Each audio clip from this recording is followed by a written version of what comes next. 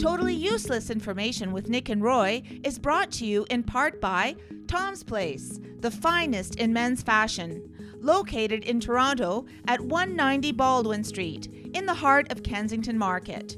Or visit toms-place.com.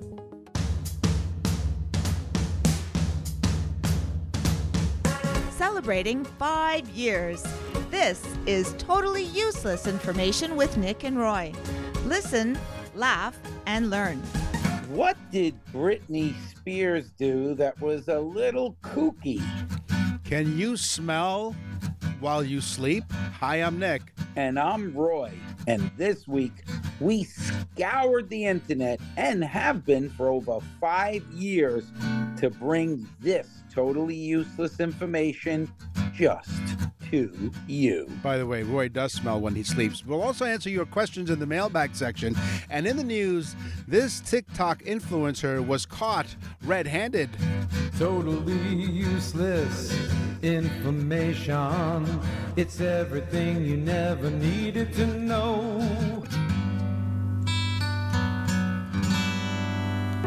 From Beethoven to Bieber, rock and roll to rhythm and blues. This is Totally Useless Music Information with Nick and Roy. And welcome once again to another episode. And did you like how I tickled those ivories there, Roy? Yeah, I get a little nervous when you start tickling your own ivory.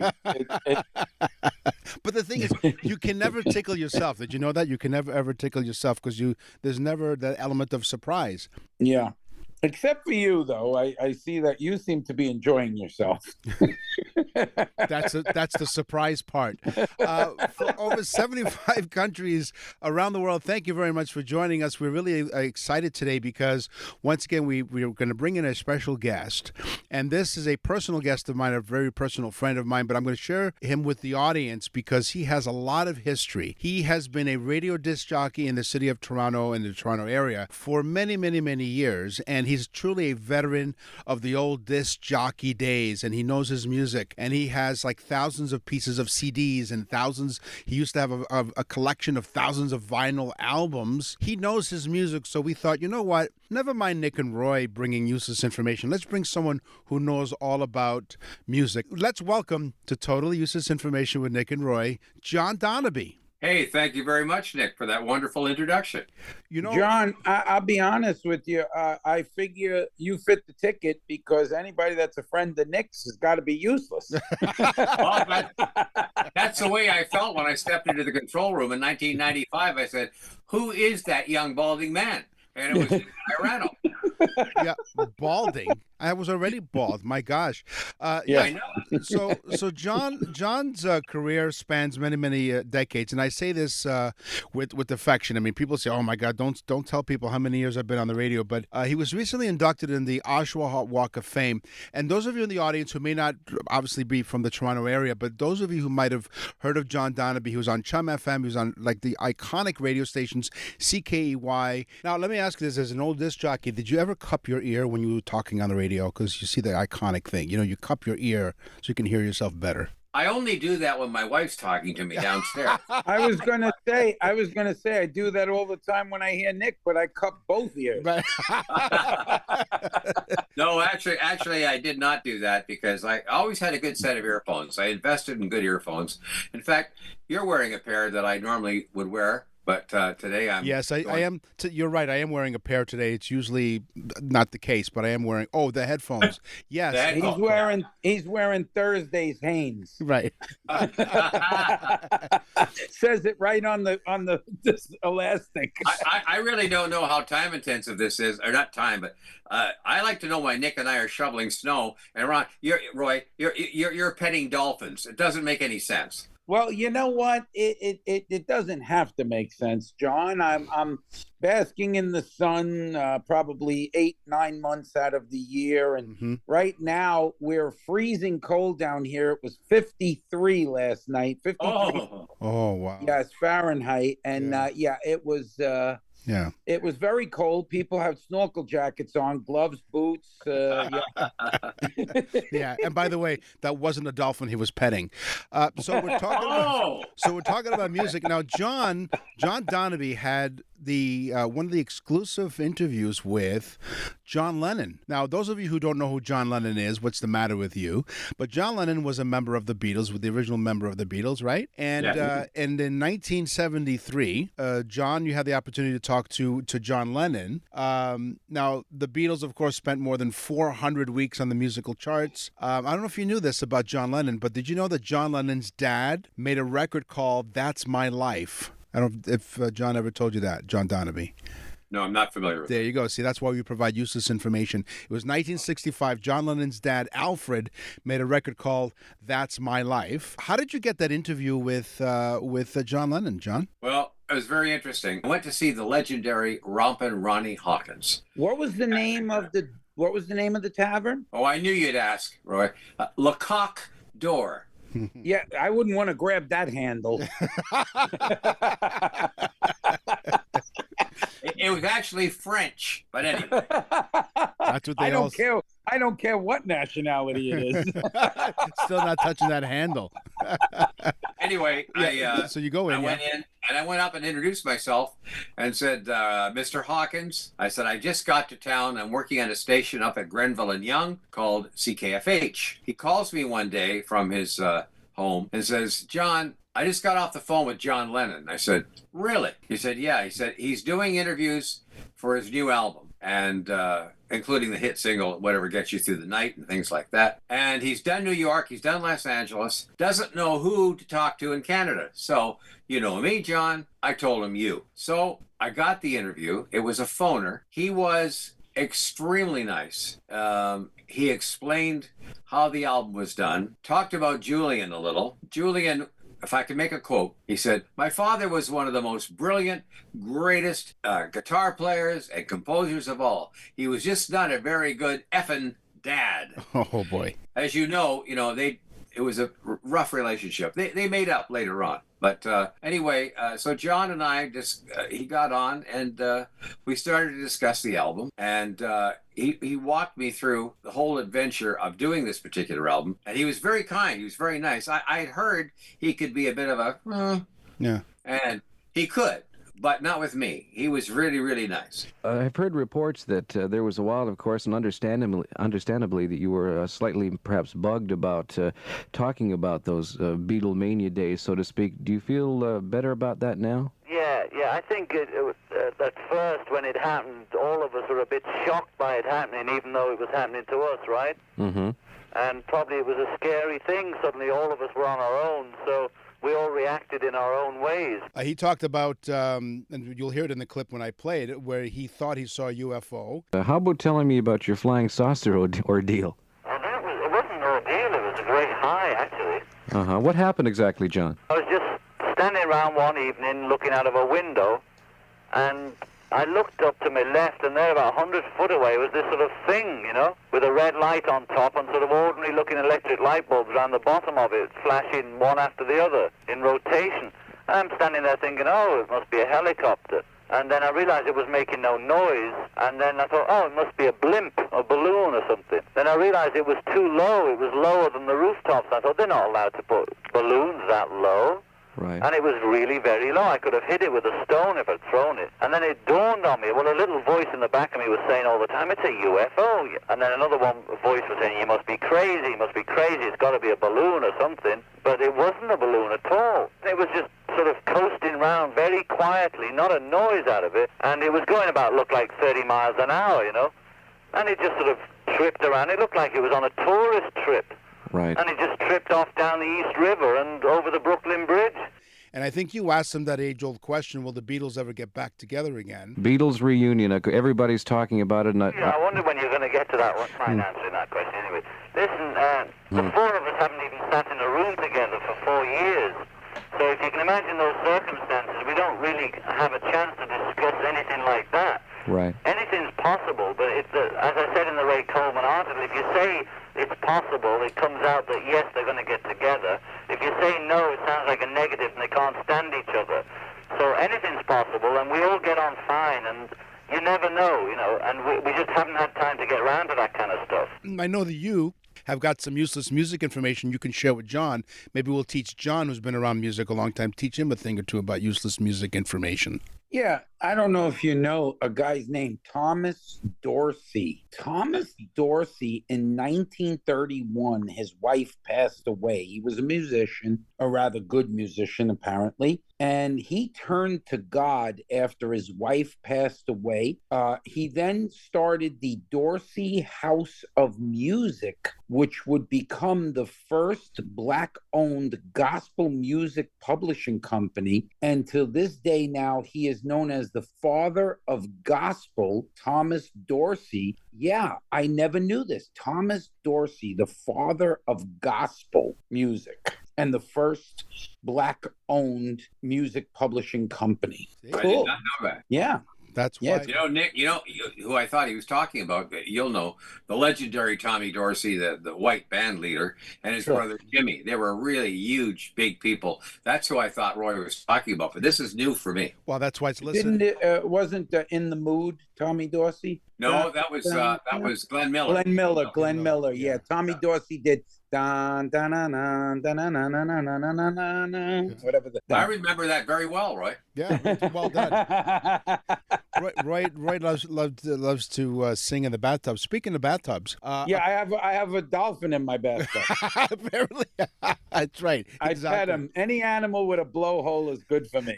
Oh my goodness! Oh. So an American firm wrote to the Beatles at the time and asked them if they could market the bath water that the Beatles bathed in. They wanted to sell it for $1 a bottle.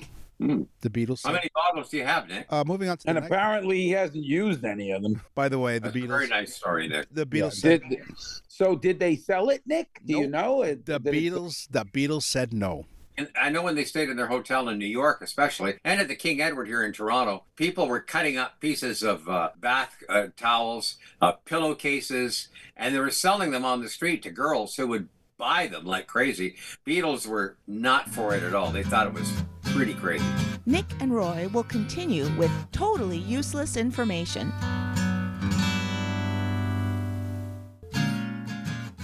Totally useless information with Nick and Roy continues. Listen, laugh, and learn. You want to hear something cool, Nick? This was my teaser. Right. Britney Spears in 2007 did something that you'll be very familiar with, but you'll remember this. She shaved her head, remember? I do, yeah. Yeah, and she had the iconic picture getting into the car with the bald shaved head, right? Right, yeah. She actually looked a lot like Nick. But anyway, Right. she gets... They all do. They all want to, yes. So, of course, the story ran in the Inquirer as she's kooked, she's lost her mind, and blah, blah, blah. She shaved her head. Well, now we find out that the true story is she did not. She hadn't put out an album in a very long time, I guess was looking for some money, and made a deal for $500,000 with the Inquirer that she would shave her head and give them the exclusive pictures before anybody else could get a picture of her. They could take the pictures and run a story. She didn't care whether they said she was kooky. It just made her relevant again. Wow, crazy. It is. Useless. Really. Would you shave your head, Nick? Oh, you already did. Yeah. You're listening to Totally Useless Information with Nick and Roy. We're talking about music, allegedly. And we have a very special guest, John Donabie, a radio legend in parts of Ontario, but certainly across Canada. John, in all the years that you've done many interviews with many high-profile musicians and celebrities for that matter, who would you say is the top of the list that was the most difficult to interview, yet it was a powerhouse interview? Oh, the most difficult interview. Yeah. Right now. Right now. No. I was in, I worked 3 markets in Canada, Toronto, Montreal, and Vancouver. Okay. And the Beach Boys came to Vancouver. And they told me, would you like to interview Brian Wilson and his late brother, Dennis? I said, are you kidding me? Of course I would. Mm-hmm. So in they came. Brian was Brian, meaning, a little strange. And they had a brand new album out. vinyl, of course, and I was playing different tracks, and I would ask him questions, and he'd give me a different answer for something else. So I thought, okay, this is going to be fun. And finally, at about 15 minutes into the interview, he stands up, just stands right up. He says, well, I'm done. Take care. Bye-bye. And the two of them just walked out. It was nice to meet you. The irony is, there was a station in Vancouver that was owned by Chum. They're the ones who had the rights to the concert. Well, guess what? Brian said, no, I'm not doing any more radio. He went back to the hotel. The word came back to Toronto to a certain very famous program director at Chum. He was just irate. And anyway, they never got the interview. I did. But he was difficult to talk to. One of the timeliness of this conversation we're having with you is the fact that we are, it's the anniversary actually of John Lennon being shot. On December the 8th, 1980, he was shot. And so when we will broadcast this this podcast on radio and then on the podcast platforms, it would be 40, how many years? 44 years since he was shot and killed. 44 years. How did you hear about the news when that happened? My wife and I are in bed. The lights have gone off. I got a call from a guy by the name of Paul Lethbridge. He says, John, quick, turn on TV, turn on TV. John Lennon's been shot. I said, oh, you come on, Paul. Seriously, turn it on. So I turned it on, and I started watching it. Then the reporter breaks in and said, we now have confirmation that John Lennon has died. And we're on each other's phone, just gasped. Suddenly something you don't hear anymore, but it used to be very commonplace. The operator comes on, said, Mr. Donabie, you have an emergency call. Will you take this call? I said, okay, gotta go, Paul. And it was Ross Davies, who was my program director at Chum FM. John, have you heard? Yes, I have. Can you get down here right now? It was about 11 o'clock at night, 11:30. And I went down and I got on the air. Anyway, I was up about 24 hours. Well, you were the connection to John Lennon because everyone knew, obviously, that you had interviewed him. And being on music radio for the longest time as well. We were in high school. We were in our senior year in high school when we found out. And, was that in the Bronx? Yeah, it was in the Bronx. Yeah. And Roy, I don't remember where I was when I heard, but what are your... Probably at recess. Probably. I was watching TV. And the news, report came through, and I can't remember if it was John Scarborough or one of those. He was like super young, or one of those New York newscasters came on and said, there's a special report that John Lennon's been shot. And like you said, within 10 minutes, they said he's dead. He passed away, And it was a shocker. There's certain things that are shocking. Princess Diana, that's another shocker, when you heard that. And I'm not sure if it's the way it's portrayed on the media that makes it so relevant to everyone, or the fact that, John Lennon touched a lot of lives through his music. So, it's one of those things that it affects you inside. And, how many people were crying, Nick, at school? And we dedicated our yearbook to John Lennon, So, it really was a shocking moment. And maybe it was just a wake-up call to people that life is not always such a sweet thing. John Donabie, a legendary radio jock for many, many, many years, and a good friend of mine, and a friend of Useless Information as well. Thank you so much for your time. Really appreciate it. Thank you. Well, it was a pleasure, Nick, to join you because we both started together at a certain radio station in Toronto in 1995. Roy was just a young boy at the time. Yeah. And Roy, it's very nice to meet you. Thank you for that. All we are saying is give peace a chance. You're listening to Totally Useless Information with Nick and Roy.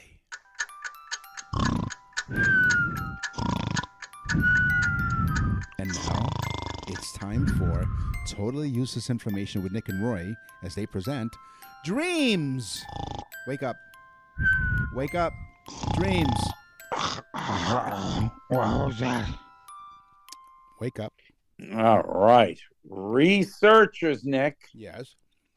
they have found a decrease in calories. Okay, so if you decrease your daily intake of calories, Right. it results in fewer nocturnal ejaculations. Oh. Well, they say that if you take in less calories, the study proved that you have less sexual dreams, Right. which of course would then explain the fewer nocturnal ejaculations. Right. I just like saying the word ejaculation. Yeah, you like saying the word nocturnal. Here's my teaser. So remember the cartoons? Remember when people waking up the smell of bacon, or there's a pie that's cooling off at the window, and you see like the waft of smell, like you're thinking while you're dreaming, you can smell that stuff. Remember that stuff in the cartoons? No. Okay. Well, for the rest of you who do, those cartoons, their nose leads them to the kitchen every time, except for Roy's house, of course. Well, the truth of the matter is, it's not realistic at all. As we sleep, stimuli such as sound, temperature, touch, and even pain become less effective as we drift further into sleep. According to a study at Brown University, they found among the 6 people they tested, 3 healthy men and 3 healthy women, aged 20 to 25, so some youngins. What, they have 50 cents for this study? They tested 6 people. Yes, 3 men and 3 women between the age of 20 and 25. My God. In the lab, the sleepers were exposed to both peppermint and pyridine, a compound that carries a strong fish-like scent, and they reached neither of all of the participants. It sounds like something we would do, Nick. It's like we want to have a study on sexual dreams. So we'd like 6 girls between the ages of 20 and 23. Right, yeah. And just put this lingerie on and go to sleep. Yeah, exactly. Nick and Roy will continue with totally useless information. Attention, men. It's Black Friday, the absolute best time to restock your wardrobe. Look your best from the office, events, or nights out. Hi, Nick and Roy for Tom's Place, and they have you covered with sharp business casuals, stylish sports jackets, and sophisticated suits or tuxedos, brand name labels for less. Along with the Black Friday sale, Tom is introducing Making the Great Canadian Suit Sale Great Again sale. I love that. That's awesome. So unlock their door crashers. You see how I did that, Nick? Unlock the door crashers. But get ready, guys. Top designers. Ted Baker suits. I love Ted Baker suits. Regularly $900 to $1,100. Now an incredible $500. Did you hear that? Normally $900 to $1,100. The Ted Baker suit's now $500. I was talking to Tom just this morning, and I told him that you and I were going to talk about this, and told me that Ted Baker suits are made in Italy and Canada, exquisite tailoring, and of course, they can be altered to any measure that you need because they have amazing tailors at Tom's Place. Don't miss this exclusive deal. Now, Nick, you know I have over 28 suits and suit jackets, and sport coats. And my favorites are Ted Baker. They are tailored so perfectly. And $500 for a Ted Baker suit. Anybody that's ever bought one knows you're going to pay $1,000 for that suit. But not at Tom's Place. You can also find selected dress shirts for only $60 and designer suits starting at $650. Tom's slashing them to $375. Or an amazing, get ready for this one, 3 suits for $1,000. Wow. You can update your wardrobe for $1,000. Plus 50% off a huge selection of sports jackets. And there's more.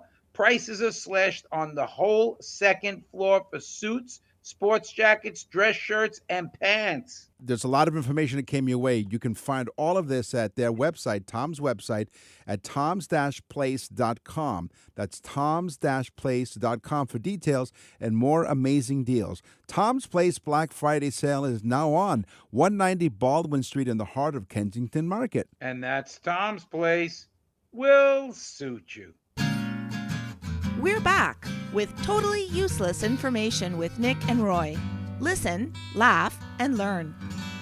You know, Nick, let Yes? me tell you this fact. I love this one. Okay. In the New Testament, the entire New Testament, Yeah. there are 6 documented dreams. Oh. Okay, 2 of them, when I tell you, you're going to say, oh, wow, yeah, I knew that, but you don't really think about it as dreams. The most prevalent one is the dream where Mary is told that she is pregnant with Jesus. The angel comes to her in a dream and says, you will be pregnant with the baby Jesus. You will call him Jesus. Right. Okay. The next one is in a similar time frame, so to speak, but Joseph is told in a dream, get out of Nazareth and go somewhere else because you got to get this baby out of here. So these are 2, and by the way, that is not the actual version of it, but that's my version. Right, exactly. Get out of town, Joseph. Get out, you loser. But anyway, those are dreams in the Old Testament, and there are 6 dreams. I will look up the rest of them. Okay, so how many times have you started to tell someone that you had a dream about something, and then you can't quite remember the details, right? You say, you know what, I dreamt about something, and I can't quite remember it. That happens often because really, most people have difficulty remembering their dreams because within the first 5 minutes after waking up, we forget half the dream. After 10 minutes, after you've woken up, you forget 90% of your dream. So if you don't recall right away, as soon as you wake up or write it down or use a voice recorder or whatever, that dream is gone from your memory banks. Yeah.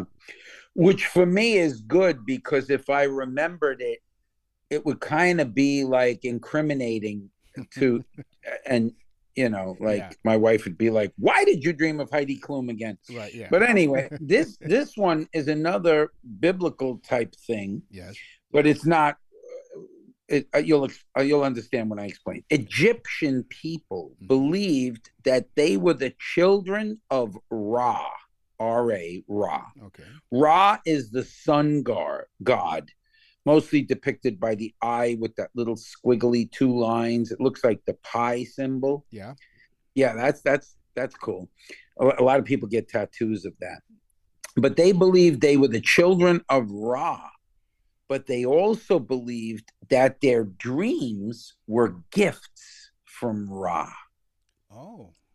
So because they were the children of Ra, Ra said, go to sleep and I'll send you some messages in your sleep. So when they woke up and did something really great and cool in their dream, they said that was a gift from Ra because I'm a child of Ra. Ra for sure. Mm-hmm. Speaking of children, do video games affect your child's dreams? So in general, some research has shown that some interesting parallels between videos and games and dreams. Video games allow children to have a wider imagination, which causes them to be more diverse and creative in their dreams. There's also some research showing that people who play video games very often realize that they're dreaming, so they actually are aware of it. And it also shows that they find nightmarish dreams less frightening and even more over control over themselves and the dream theme in such dreams. So in other words, if you play video games, it's going to be okay. The nightmares aren't as scary as totally useless information with Nick and Roy. Yeah, that's scary. Good thing it's audio too and not video. Absolutely. Yes. Okay. In China, this is one of the ones you might want to jot down. Okay. In China, is a province called Fu-Ke. So it's Fuki. Okay. Okay. Now, if Nick went there, I guess you could say it's called Fuk. In the province of Fuki, in the People's Republic of China, people who wanted to communicate with their loved ones Americans Yeah. would take their blankets and pillows and go sleep in the cemetery on their graves. Wow. Morbid. That's kind of weird, right? Yeah. I mean, you're walking through the cemetery and all you hear is And you're wondering then who's snoring, right? And you're wondering, oh my goodness. you're like, what the hell's going on over there? Orange chicken. Right. Here lies General So. Speaking of food, well, these are one great segue after another today as you're listening to Totally Useless Information with Nick and Roy. Thanks for joining us. So does a hungry person in a dream see himself or herself in the kitchen? Hungry people are more likely to see themselves eating and drinking water in their dreams rather than seeing themselves in the kitchen. In case of hunger, both body and mind go into survival mode while you're dreaming. This is the most important factor affecting dreams. Hungry people tend to have very vivid dreams about all kinds of food. Isn't that crazy? Like, you know, that there was a study done where people that eat late, they have bad dreams, you know, horror dreams. Right. And you ever notice in the Dickens book, The Christmas Carol, Ebenezer says to the one ghost, "This is not real. This is that piece of cheese that I ate." Oh. Yeah, which explains the dream, the horrible dream. Awesome. Hey, check out our website, nickandroy.com. Why? Well, first of all, you can check out the library of our episodes from the past 5 years. Also, if you go to the Nick and Roy store, you can order your loved one a very special birthday message. Oh, yeah. Listen, guys, honestly, the birthday message is probably the best gift that you will ever give to someone. And I mean that sincerely. Go to nickandroy.com, go to the Nick and Roy store, tap on it. You're going to hear a sample of our birthday messages. We do birthday messages, holiday messages. Go to nickandroy.com because I'm telling you right now, if you want to give somebody a gift that they're going to rave about and say, "Oh my God, they gave me this gift. It was fun." It's the birthday message from nickandroy.com. Go to nickandroy.com. I just had an email from someone. We just did a birthday message for someone who's about to celebrate the birthday this weekend that this broadcast is going to air. And so what I do is once we produce the show, we send a preview of the birthday message to the person who ordered it. And this is the email I got back. She goes, "Hi there. I just listened to it. It is," and in all caps, "fantastic. He's going to love it. Thank you very much." And what it is we do like a mini show about the day that they were born. So go to nickandroy.com, the Nick and Roy store, and order yours today at nickandroy.com. Wall Street, Bay Street, NASDAQ, Hang Seng, loonies, toonies, dollars, and yens. This is On the Money with Nick and Roy. We've all played Monopoly. You've played Monopoly. I think people are still playing the same game of Monopoly since they were 15. It's so long. Yeah, I also lived on Park Avenue at one time. That's right, you did. That's right. You did. Hasbro states that 250 million copies of Monopoly have been sold since 1935. 250 million copies and counting, probably. Wow. In 103 countries and 37 languages. They've sold an average of 3.3 million copies of Monopoly per year. And if you use the current edition, that would mean they would print $67.7 billion during an average year. That's how much money, Monopoly money, that they're printing. $67.7 billion.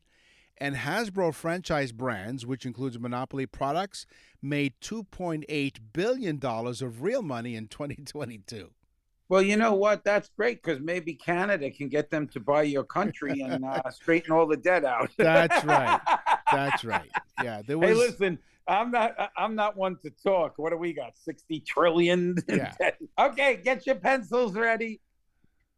The coin gets its name from the Latin word cunes, or Latin for wedge. Oh, okay. Now, why you say wedge, right? Yeah. Because the die that they use to stamp the coin, because they used hammers to stamp the coin, it was shaped like a wedge so that the hammer would have a larger portion to hit. Yep. And so they called them Kunis. Nick and Roy will continue with totally useless information. You're listening to Totally Useless Information with Nick and Roy. Listen, laugh, and learn. Why do coins smell the way that they do? So when human They've been in your pocket. Well, that's partially the answer. When human hands handle rare coins and other objects made of metal, the human body generates an iron-like smell. The human body odor is caused by the breakdown of skin oils after touching objects made of certain metals. So that chemical reaction that happens. When hands touch iron, for example, perspiration on the skin adds 2 electrons to the iron atoms. So this is getting really scientific. You touch the stuff and your oils... Wake me up when you're done. Okay. So, I love the smell of coins in the morning. It then reacts to this what it does is it reacts with skin oils and then decomposes. Fun time. The decomposition creates, just like this topic, the decomposition creates an organic molecule known as, write this one down, 1-octan-31. Got it?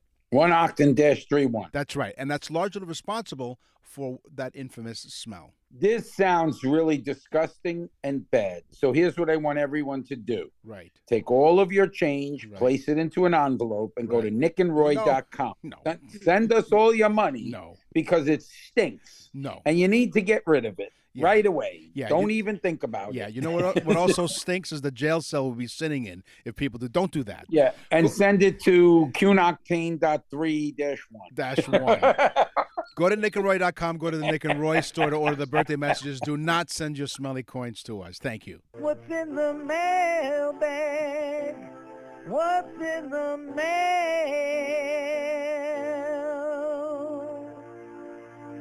That's one of my favorites, too, by the way, in the jingles and intros that we do. That was one of the original ones, because when we put the show together 5 years ago, we talked about a couple of topics to choose from, and then Roy came up with the science jingle and animals, and then we said we need a mailbag, and so Roy put together and sang that jingle. So well done. That's funny. That's funny because my mailbag has something to do with that. But go ahead. Really? Oh wow. Okay. So let's wait. Yeah. Let's wait. Let me do mine first, and then what a tease. Yeah, you do yours first. Sarah from Wilmington, North Carolina writes, "Dear Nick and Roy, we love listening to your show.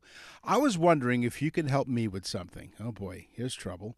I saw a picture of a St. Bernard dog and wondered if they really wore a small keg around their necks. Okay. We look forward to hearing your answer. Keep up the great work and happy 5th anniversary. Oh, thank you very much, Sarah. Thank you for your kind words. Well, as a matter of fact, around 1049 AD, on my second birthday, the only thoroughfare, a dangerous one, mind you, it was a snowy one. It was between the Great St. Bernard Pass, which is between Italy and Switzerland in the Alps. That's what it was called, the Great St. Bernard Pass. The dogs accompanied the monks on search patrols throughout the pass. The dogs could ably detect avalanches in advance, had a terrific sense of smell, and succeeded in finding people buried in the snow.